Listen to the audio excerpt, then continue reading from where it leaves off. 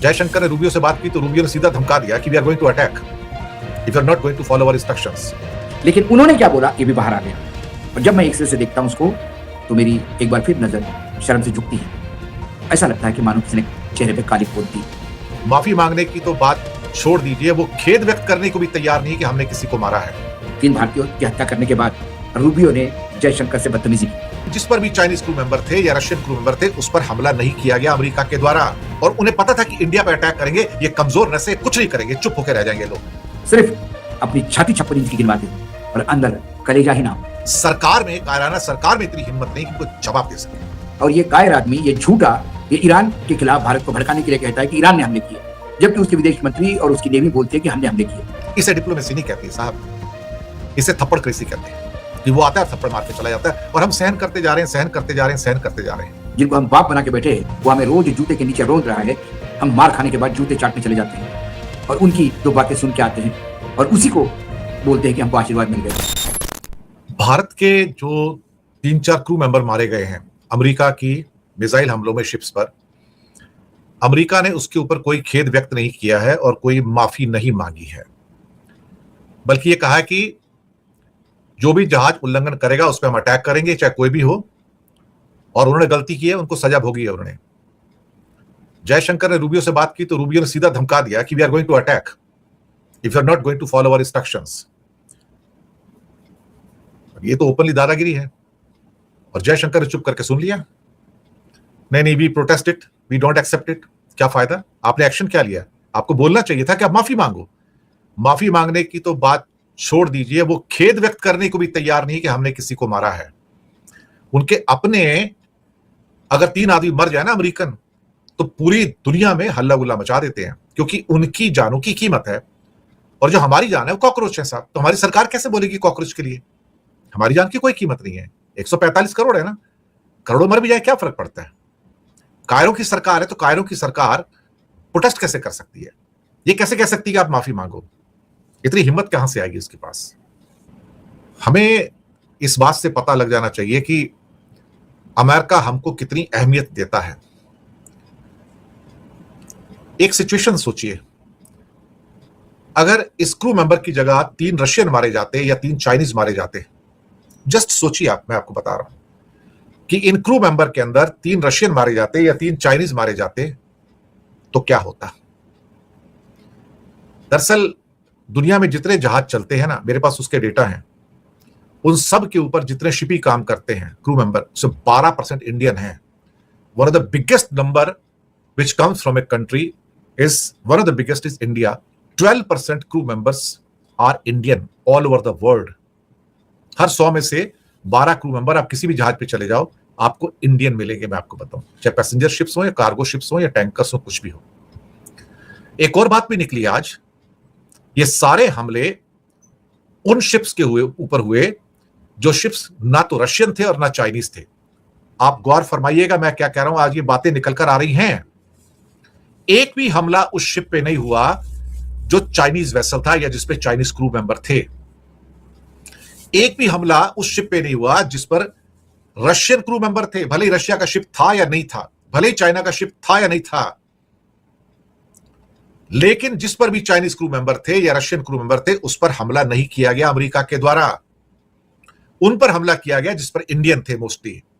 इसका मतलब इन्हें पता था कि किस पर हमला करना है, उन्हें पता था कि किस पर अटैक करेंगे तो बात बिगड़ जाएगी और वहां से रिटेलिएशन होगा, और उन्हें पता था कि इंडिया पर अटैक करेंगे, ये कमजोर नसें कुछ नहीं करेंगे, चुप होकर रह जाएंगे लोग। कायर सरकार हो तो कोई क्या कर सकता है? It's a covered government we have got.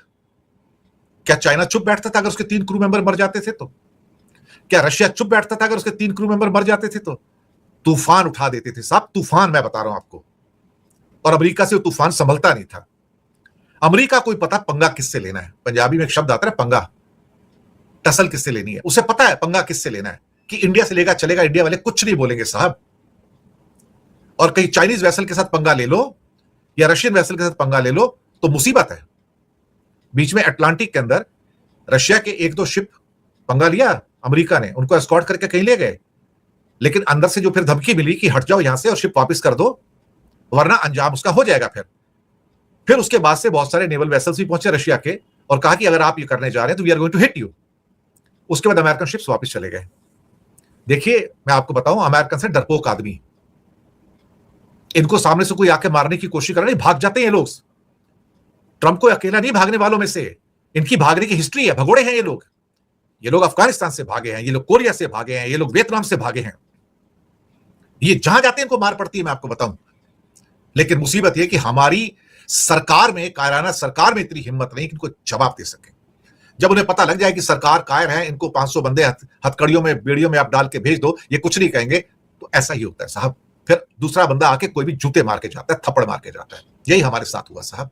इसे डिप्लोमेसी नहीं कहती है साहब, इसे थप्पड़ क्रेसी कहते हैं, कि वो आता है और थप्पड़ मार के चला जाता है, और हम सहन करते जा रहे हैं, सहन करते जा रहे हैं, सहन करते जा रहे हैं। What a tragedy for us. बड़ी अजीब बात है। आज दिन भर खबरें चलती रही कि हमारे विदेश मंत्री जयशंकर ने रूबिया से बात करी और खूब भड़काया। ऐसे कैसे आप भारतीय जहाजों पर हमला कर सकते हो? लेकिन जो ट्वीट था जयशंकर का, उसकी जो भाषा थी वो निहायत लचर और लाचारी की भाषा थी।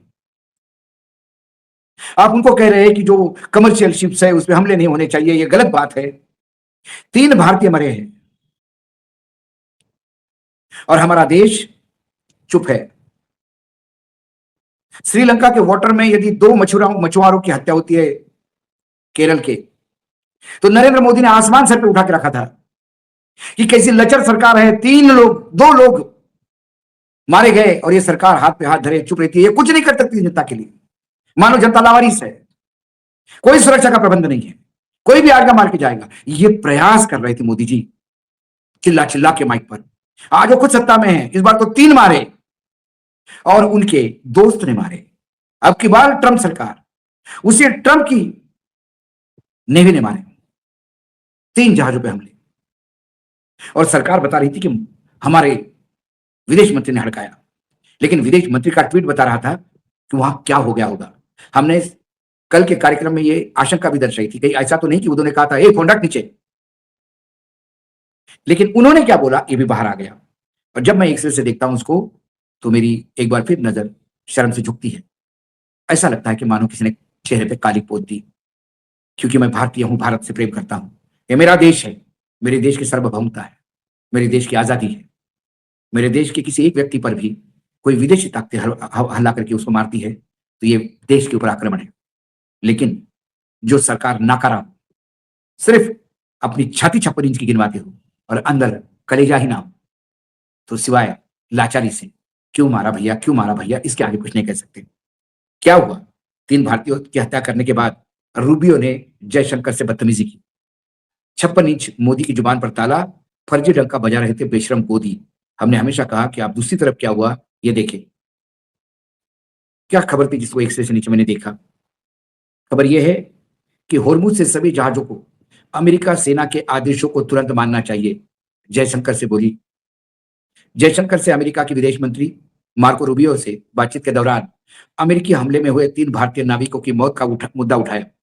रूबियो ने जयशंकर से कहा कि होर्मुज में सभी जहाजों को अमेरिकी आदेश को तुरंत मानना चाहिए। भारतीय विदेश मंत्री एस जयशंकर ने शनिवार को अमेरिकी विदेश मंत्री मार्को रूबियो से बात की। उन्होंने ओमान की खाड़ी में एक मर्चेंट जहाज पर हुए अमेरिकी सैन्य हमले में 3 भारतीय नाविकों की मौत का मुद्दा उठाया। बातचीत के दौरान मार्को रूबियो ने जयशंकर से 2 टूक कहा कि होर्मुज में सभी जहाजों को अमेरिकन सेना को तुरंत मानना चाहिए, उनके आदेश को। यूरोप की यात्रा पर गए जयशंकर ने रूबियो से फोन पर बातचीत हुई। न्यूज एजेंसी पीटीआई के अनुसार अमेरिकी विदेश मंत्री रूबियो ने जयशंकर से कहा कि सभी कमर्शियल जहाजों को तुरंत होर्मुज स्ट्रेट में अमेरिकन सेना का आदेशों का पालन करना चाहिए। उन्होंने जयशंकर से कहा कि अमेरिकी नाकेबंदी का उल्लंघन और ईरानी तेल की अवैध ढुलाई बर्दाश्त नहीं की जाएगी।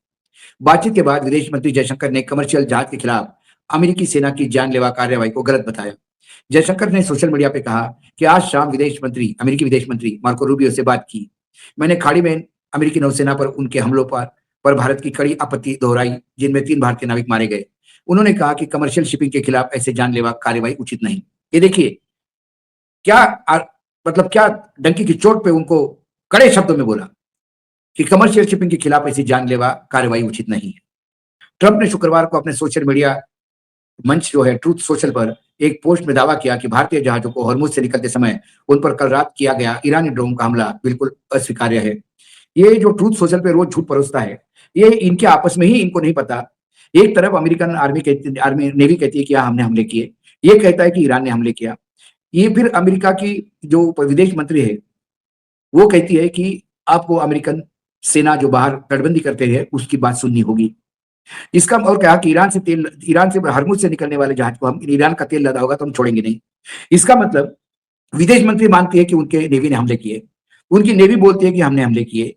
जो कन्वर्सेशन यानी जो डिस्कशन जो वहां जहाज के कप्तान का और नेवी के लोगों का कि आप क्या करना है, कैसा जाना है, हमारे पास परमिशन है, हम जा रहे हैं, आपने क्लियर किया, ये सारी बातें हो रही है।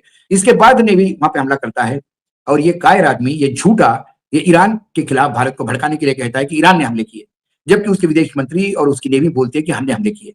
कितने झूठ लोग हैं ये, जिनको हम बाप बना के बैठे हैं, वो हमें रोज जूते के नीचे रोंद रहा है और हम इसमें अपने आप को महिमा मंडित करते हैं। गोदी मीडिया जो लगातार बोल रहा था कि बहुत डंके की चोट पे कड़ा संदेश दिया, आज सब चुप है। रूबिया ने कहा ये सिर्फ गिने चुने सोशल मीडिया पे लोग बता रहे हैं और ये एजेंसी की खबर है, कोई मनगढ़ंत खबर नहीं है। और इस पे आज कोई डिस्कशन नहीं करेगा क्योंकि रूबिया ने उठा के जूता मारा। ईरान से तेल नहीं ले ये कहने वाले तुम कौन होते हो? यदि अमेरिका की औकात है तो ईरान से तेल लेके जो चीनी जहाज निकलते हैं उन पे हमले क्यों नहीं होते? क्योंकि उन्हें पता है चीनी जहाज पे हमलों का मायना क्या है, चीन कैसा रिएक्ट करता है ये मानना है। जब चीन सुपर पावर नहीं था तब भी चीन अमेरिका को कड़ा संदेश देता था और हमारे यहां हम मार खाने के बाद जूते चाटने चले जाते हैं और उनकी दो बातें सुन के आते हैं और उसी को बोलते हैं कि हमको आशीर्वाद मिल गया। यह है भारतीयों की विदेश में स्थिति।